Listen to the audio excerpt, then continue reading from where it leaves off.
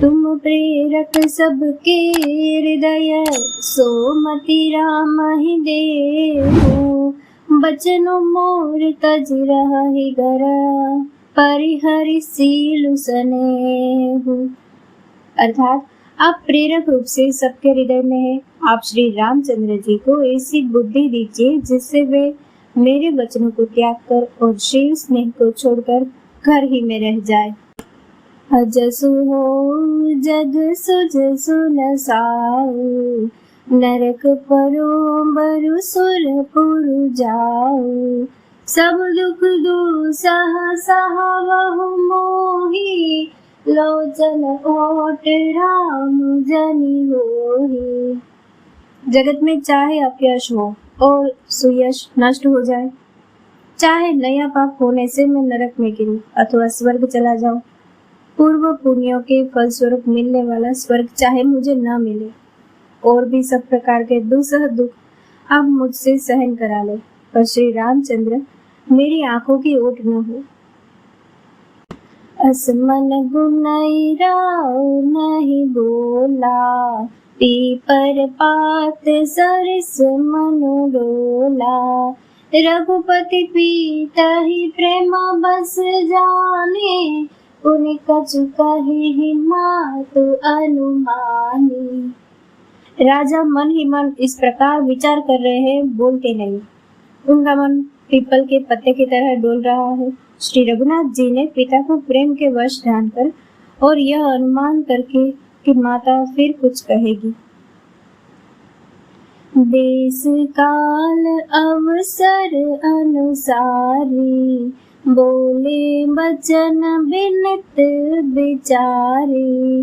तात कहूँ कछु करौड़ी ठाई, अनुचित क्षम जानि लरिकाई। देश काल और अवसर के अनुकूल विचार कर विनित वचन कहे। हे तात, मैं कुछ कहता हूँ, यह ढिठाई करता हूँ। इस अनौचित्य को मेरी बाल्यावस्था समझकर क्षमा कीजिएगा। अति लघु बात लागी दुख पावा, काहू न मोहि कहे प्रथम जनावा। देखि गोसाई पूछिउ माता, सुनि प्रसंग भय शीतल गाता। इस अत्यंत तुच्छ बात के लिए आपने इतना दुख पाया? मुझे किसी ने पहले कहकर यह बात नहीं जनाई। आपको इस दशा में देखकर मैंने माता से पूछा। उनसे सारा प्रसंग सुनकर मेरे अब अंग शीतल हो गए। मंगल समय स्नेह बस, सोच परिहरियता। आयस देय हर्षिया, कही पुल के प्रभुगात।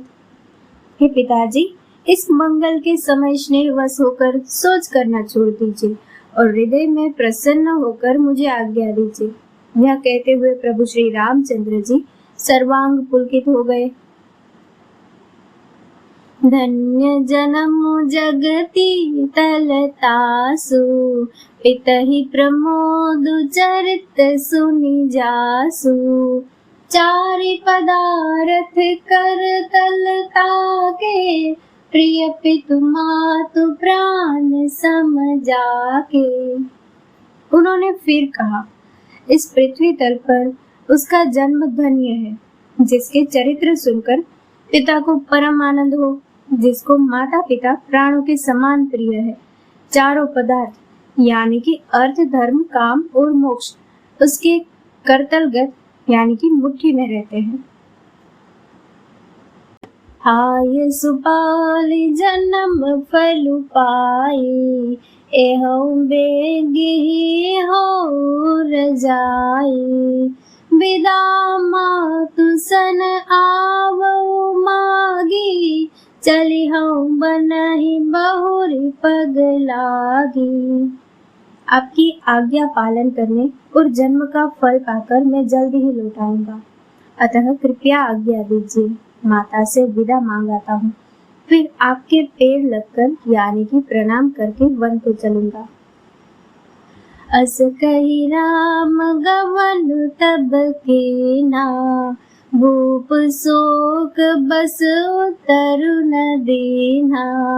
नगर व्यापी गई बात सुतीची, चुअत चढ़े जन सब तन बीची। ऐसा कहकर तब श्री रामचंद्र जी वहां से चल दिए। राजा ने शोकवश कोई उत्तर नहीं दिया। वह बहुत ही तीखी यानी कि अप्रिय बात नगर भर में इतनी जल्दी फैल गई, मानो डंक मारते ही बिच्छू का विष सारे शरीर में चढ़ गया हो। सुनी भय बिकल सकल नर नारी, बेली बिटप जिम्मे देखी दबारी।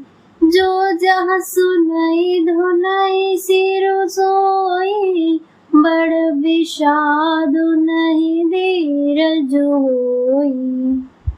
इस बात को सुनकर सब स्त्री पुरुष इनसे व्याकुल हो गए, जैसे वन में आग लगे। देखकर पेड़ और वृक्ष मुरझा जाते हैं। जो जहाँ सुनता है वह वहीं सिर धुनने पीटने लगता है। बड़ा विषाद है, किसी को धीरज नहीं बनता।